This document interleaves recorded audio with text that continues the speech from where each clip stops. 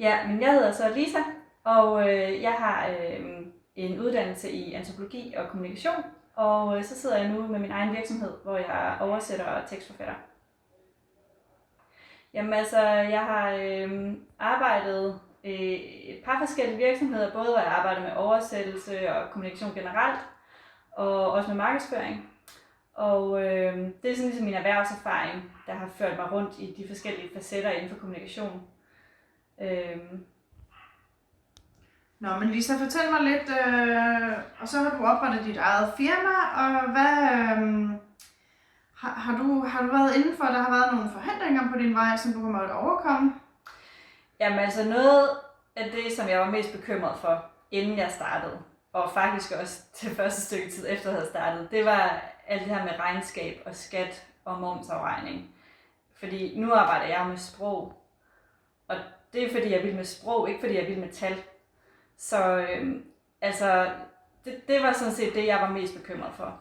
Hvordan gør du, altså hvordan promoverer du dig selv, hvordan får du opgaver nok til ligesom at køre dit firma? Jamen altså de første 4-6 måneder, der brugte jeg rigtig meget tid på at lave sådan internetbaseret opsøgende arbejde. Jeg har aldrig gjort noget med at ringe ud, og det har også noget at gøre med, at det er oversætteropgaver og tekstforfatningsopgaver, som jeg laver. Der er meget, der foregår igennem bureauer, både større og mindre bureauer. Så jeg har brugt meget tid på at google og kigge på alle mulige forskellige platforme. For eksempel, der er en dansk, der hedder Worksom.dk, og der er også nogle udenlandske, hvor jeg altså bare simpelthen gennemgik hver dag mange timer for at se, om der var nogle interessante bureauer. Jeg fik mulighed for at stoppe på mit arbejde med, jeg var lidt heldig, jeg fik 3 måneders opsigelse, hvor jeg fik løn. Så de 3 måneder, der tænkte jeg, så er det nu, jeg skal prøve, om det der med freelancing, det kan løbe rundt. Så jeg brugte de 3 måneder, hvor jeg jo havde min løn som sikkerhedsnet, til at prøve det af. Og der kørte jeg det så rent freelance, hvor jeg så var indberettet indkomsten som B-skat på min selvangivelse. Og da jeg kunne se, hvor godt det faktisk gik, så valgte jeg så at oprette selve virksomheden. Fordi jeg tænkte, så nu kan det kan være en fuldtidsbeskæftigelse. Er der noget, du tænker, når man som iværksætter, at man absolut ikke skal gøre? Noget, man ikke skal gøre. Man skal ikke være bange for at prøve det i hvert fald. Altså, jeg føler ikke, at jeg arbejder mere, end jeg gjorde før.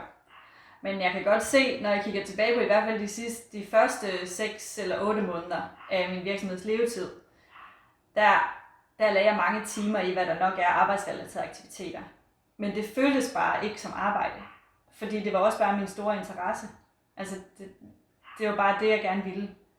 Men jeg vil sige, som tiden er gået, er jeg blevet meget bedre til at balancere det. Altså, nu sørger jeg for at tage en time frokostpause eller 2, hvis jeg har lyst til det, og jeg går en tur, hvis der er godt vejr, fordi det er jo den frihed, jeg har, og det var jo også det, jeg gerne ville fra starten.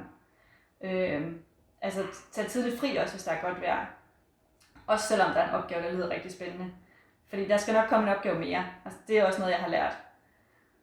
Og på den måde, det kan man jo nemt sige, når man sidder her, og det hele kører fint, men så vil jeg anbefale, at man beroliger sig selv lidt i de situationer. Altså slå koldt vand i blodet.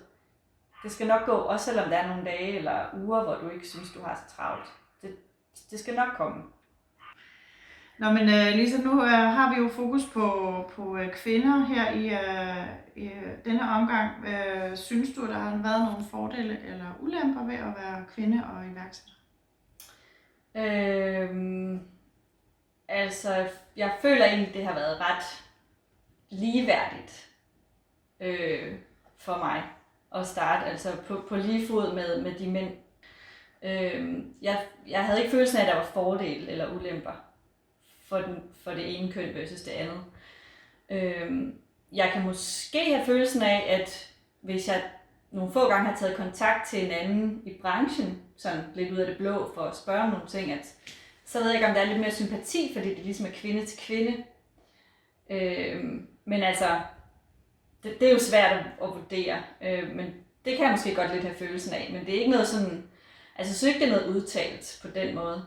Andet end at, jeg vil så sige, at der er stor fokus på kvindelige iværksættere i sådan generelt i debatten og i samfundet. Så altså, hvis jeg fortæller det til venner og bekendte, at jeg har startet egen virksomhed, så er der mange, der synes, at altså, der giver udtryk for, at de synes, det er sejt gået, og at det er flot. Især som kvinde, fordi der er jo nok bare flere mænd, der er selvstændige erhvervsdrivende. Sådan til afslutningen, synes du, altså dem, der måske går og tænker lidt over, at om de skal tage springet eller ej, er der noget, du kan sige til dem? Jamen altså, tro på det.